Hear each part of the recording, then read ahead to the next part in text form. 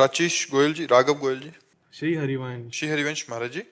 महाराज जी, हम कैसे जान सकते हैं कि हम भक्ति पर चल रहे हैं, भगवान हमारी भक्ति को स्वीकार कर रहे हैं और वे हमारे साथ हैं? क्या कुछ पहली बात, संकेत होता है? हम कैसे जान सकते हैं कि हम भक्ति के मार्ग में चल रहे हैं? तो उसके लक्षण है भाई। जैसे आप इंटर में पढ़ते हो तो उसका विषय है ना, फिर आगे बढ़ते हो तो उसका विषय है।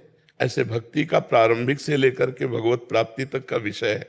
हम भगवान का नाम जप करते हैं, हम भगवान का नाम कीर्तन करते हैं, भगवान की कथा सुनते हैं, भगवान को भोग लगा के प्रसाद पाते हैं और भगवान की शरण में है। यहाँ से भक्ति प्रारंभ होती है। और रंग लाते हुए किसी का हम अहित नहीं करेंगे, किसी माँ बहन की तरफ गंदी दृष्टि से नहीं देखेंगे, किसी का हम बुरा नहीं सोचते, बुरा नहीं करते, बुरा नहीं बोलते, और हमारा हृदय हर समय भगवान में लगा रहता है। हमारे अंदर भक्ति आ गई है, भगवान ने हमें स्वीकार कर लिया है। हमारे ऊपर भगवान की विशेष कृपा है तो भगवान के प्रेमी भक्तों से संबंध हो जाना, उनके दर्शन होना, उनका संभाषण मिलना, उनसे हमारा अपनापन हो जाना।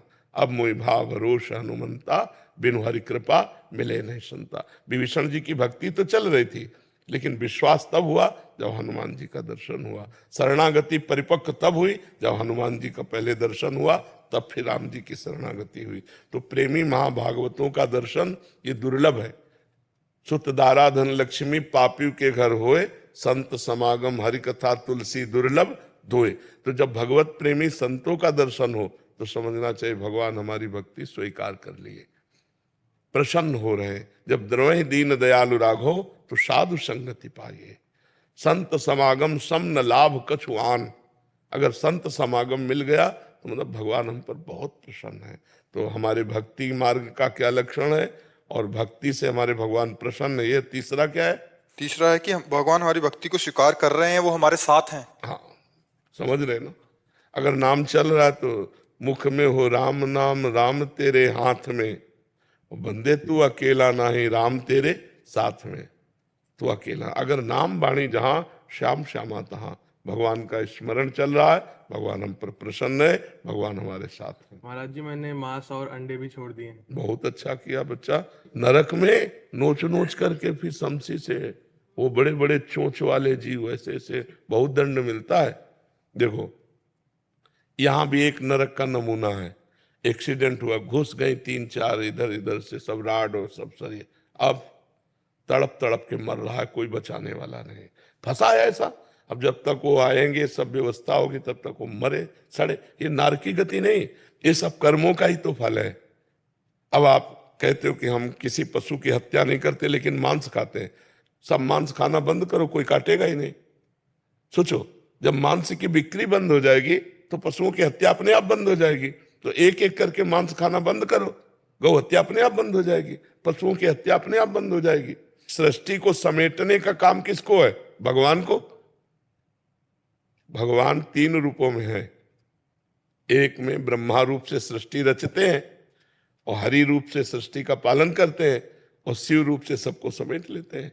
तो ये जिम्मेवारी उनकी है, हमको जिम्मेवारी थोड़ी मिली है। बहुत अच्छा किया, छोड़ दिया। और जो खाते हो हम प्रार्थना करते छोड़ दो, नहीं मरना तो तुम्हें है ही। मरने के बाद नरक में जो तुम्हारी दुर्गति होगी फिर वो तुम्ही को भोगना पड़ेगा दूसरे के। लेकिन वो गुप्त रूप से दंड मिलता है। यहाँ भी चोरों की धुलाई समाज में थोड़ी होती है। तो ये तो मनुष्य है, इनमें हृदय है। यमदूतों में हृदय थोड़ी यमराज के यहाँ, वहां तो बेहृदय के हैं। मार, हर कर्म का बिल्कुल कांटे से हिसाब मिलेगा। तो अंडा, उसमें भी जीव होता है, पक्षियों से ही उनका प्रादुर्भाव होता है अंडे का। हाँ, ये है कि तुम दवाइयां खवा करके बहुत जल्दी जल्दी कर लो, लेकिन उनमें जीव तो होता ही है ना। अगर वो अंडा अपने समय पे फूटेगा तो उससे चूजा निकलेगा कि नहीं निकलेगा? तो फिर वो तो। सपना सिंह जी, मुंबई से। राधे राधे महाराज जी। महाराज जी, आध्यात्मिक उन्नति के लिए गुरु जी का भौतिक रूप में होना आवश्यक है या सूक्ष्म रूप से दिव्य आत्माओं भी आपके गुरु बन सकते हैं? बात कर सकते हो दिव्य आत्माओं से। दिव्य आत्मा आपको डांट सकते हैं। जैसे हमें माँ की बचपन में बहुत आवश्यकता होती है, उन्हीं के दुलार प्यार से हम पुष्ट होते हैं। ऐसे हमें इस माया में, संसार में बचा करके भागवतिक भावों से पुष्ट करना माँ की तरह, ये गुरुदेव भगवान से होता है, प्रगट गुरुदेव से। अगर प्रगट गुरुदेव की आवश्यकता ना होती तो जगत गुरु भगवान श्री कृष्ण संदीपिनी जी को गुरु क्यों बनाते? जिनकी श्वासों से 4 वेदों का प्रादुर्भाव हुआ, उन भगवान को क्या पढ़ना है? उन्हीं के चरणों के आश्रित होकर सब संत महात्मा भजन करके भगवत स्वरूप होते हैं। फिर भगवान श्री राम को वशिष्ठ जी के चरणों में बैठ करके प्रवचन सुनने की क्या आवश्यकता थी? फिर विश्वामित्र के चरण दबाने की क्या आवश्यकता थी? दिव्य आत्माओं से बात कर सकते हो? तो फिर प्रगट में तो गुरुदेव की आवश्यकता। चाहे शिव विरंच सम होई, गुरु बिनु भव निधि तरह न कोई। कभी रंगनाथ जी गए हो तो अब कैसे जाओगे? गाइड की जरूरत है कि नहीं? जैसे आपको वृंदावन में आ गए हो, लेकिन आपको रंगनाथ जी जाना है, निधिवन जाना है, तो आपको गाइड की जरूरत है कि नहीं? यार भाई बताओ, बोले हम आपको ले चलते हैं रंगनाथ, तो हम उनके भरोसे होकर सीधे रंगनाथ जी पहुंच जाते हैं। ऐसे ही अव्यक्त परमात्मा है। समस्या है कि कोई व्यक्ति हो तो मुझसे प्यार कर लें, ना हमने उसको देखा है ना हम उसको जानते हैं, लेकिन प्यार उससे करना है। अब सुन सुना के प्यार करना है तो हमें भरोसेमंद आदमी तो मिलना चाहिए कोई, कि जो उनसे परिचय जानता हो, जो हमको जान जाए और उनको हमें जना दे और उनको हमारी बात बता दे, हमको उनकी बात बता दे। वो समर्थ गुरु होते हैं। बिना गुरु के संसार चक्र से पार होना असंभव है। अब वशिष्ठ जी आप करो बात, है तो वशिष्ठ जी, विश्वामित्र जी हैं, बड़े बड़े ऋषि मुनि, बात करो। कहाँ बात कर सकते हैं? प्रगट में जैसे एक गाइड की आवश्यकता होती, कहीं जिस विषय को हम नहीं जानते, जिस दृश्य को हम नहीं जानते, जिस स्थान को नहीं जानते, ऐसे ही परमात्मा से प्रीति कराने के लिए गुरुदेव की आवश्यकता। और गुरुदेव और परमात्मा दो नहीं है, वही परमात्मा गुरुदेव का रूप धारण करके अपने रास्ते को बताते हैं।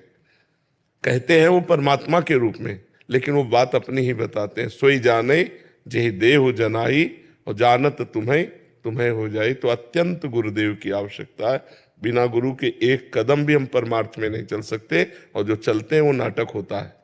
वो सच्चा परमार्थ नहीं। सच्चा परमार्थ अहंकार रहित होता है, और अहंकार का नाश गुरुदेव की कृपा दृष्टि से होता है। सर्वम खलमिदम ब्रह्म, ये परमार्थ है। वासुदेवास्वरमिति, ये परमार्थ है। ये बिना गुरु कृपा के नहीं आता। हमें तो ऐसा लगता है कि जो कुछ है वो सब गुरु कृपा से है। वो किसी को ऐसा लगता हो तो हमें प्रमाण दे दे कि हम बिना गुरु के सिद्ध हो गए, तो हमें पता चल जाए। जी हिमाचल प्रदेश से। राधे राधे। राधे राधे महाराज जी, आपके चरणों में कोटि कोटि प्रणाम। महाराज जी ये कह रहे हैं कि 1998 में कारगिल की एक दुर्घटना में इनके जो पतिदेव थे वो घायल हो गए, और इनको ऐसी खबर मिली कि वो खत्म हो गए हैं, और वहीं पे उनका अंतिम संस्कार कर दिया गया है। गुरुदेव ये कह रहे हैं कि इनका दिल अभी भी मानता नहीं है कि वो इस दुनिया में नहीं है। 26 साल हो गए और अभी तक मतलब ये यकीन नहीं कर पा रही, इसलिए इन्होंने उनका कोई भी जो भी क्रियाक्रम होता है आज तक नहीं किया। तो महाराज जी कह रहे हैं कि मैं इस बात को कैसे निकालूं, समझ में नहीं आता कि मैं पागल हो गई हूं या सच में भगवान कुछ और ही चाहते हैं, कुछ नहीं पता। कृपया महाराज जी मार्गदर्शन। आप नाम जप करो, आप यही मानती रहो कि वो है, ठीक है? नाम जप करती रहो, यही मानती रहो, आप मत मानो ऐसा। और जैसे एक सुहागवती स्त्री रहती ना, वैसे ही आप रहो और भगवत भावना कर लो। और आप कोई साधारण नारी नहीं, एक वीर पुरुष की आप पत्नी हो जो हमारे राष्ट्र के प्रति समर्पित रहा। तो वहाँ आपको ऐसा गर्व होना चाहिए कि मेरा पति कोई साधारण पुरुष नहीं, वीर पुरुष है। अब वो आपकी भावना को पुष्ट करने के लिए कह रहा हूं कि वो हैं, जैसे भगवान है ऐसे मेरे पति हैं। बस अपनी भावना में आप मस्त रहिए। ये भावना पागलपन नहीं है, इसे दृढ़ विश्वास कहते हैं, अपनी भावना कहते हैं। तो हम अपनी भावना में ही दुखी सुखी होते हैं। आप श्रृंगार से रहिए, अपनी भावना में रहिए कि मेरे पति हैं, मेरा सुहाग है, ये मेरे अंदर से बात आती, ऐसा आप अनुभव कीजिए। जी अमित कुमार जी। जय श्री राम। महाराज जी गीता में बताए गए 3 मार्ग, ज्ञान योग, भक्ति योग और कर्म योग में से कौन सा मोक्ष के लिए सर्वोत्तम है? तीनों मोक्ष प्रदान करने में समर्थ है, पर इसमें अपने अधिकारानुसार चला जाता है। भगवान ने 3 मार्ग अधिकार के अनुसार बना। जो घोर बैरागी है, सहनशील है, कहीं कोई आसक्ति नहीं, उसको ज्ञान मार्ग में। और जो कर्मठी, कर्म करने में बहुत प्रवीणता, उसे कर्म मार्ग में, कर्म योग मार्ग में।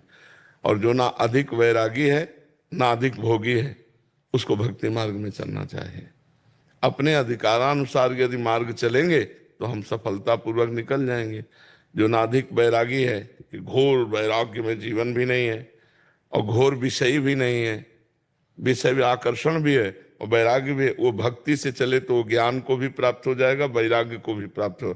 और जो घोर वैरागी है, कठोर नियमों का पालन करने में प्रवीण है, शरीर राग को विध्वंस कर दिया है, वो ज्ञान मार्ग का अधिकारी है। और जिसकी बहुत क्रिया करने में रति है, वो कर्म योग का अधिकारी है। अपने को देख लेना चाहिए कि मैं किस अधिकार से युक्त हूं, और उसी मार्ग के गुरु का आश्रय लेकर चल देना चाहिए। समझ पा रहे हैं आप? तीनों है मोक्ष प्राप्त कराने में समर्थ, भक्ति भी, ज्ञान भी और कर्मयोग भी। तीनों भगवान की ही प्राप्ति के लिए भगवान के द्वारा ही निर्दिष्ट मार्ग हैं, तीनों भगवत प्राप्ति कराने में समर्थ है। भगवान ने वर्णन इसीलिए किया कि अधिकारानुसार जिसकी रुचि कर्म में हो कर्म मार्ग से, जिसकी रुचि भक्ति में हो भक्ति मार्ग से, जिसकी रुचि ज्ञान में हो ज्ञान मार्ग से, उसी परमात्मा को प्राप्त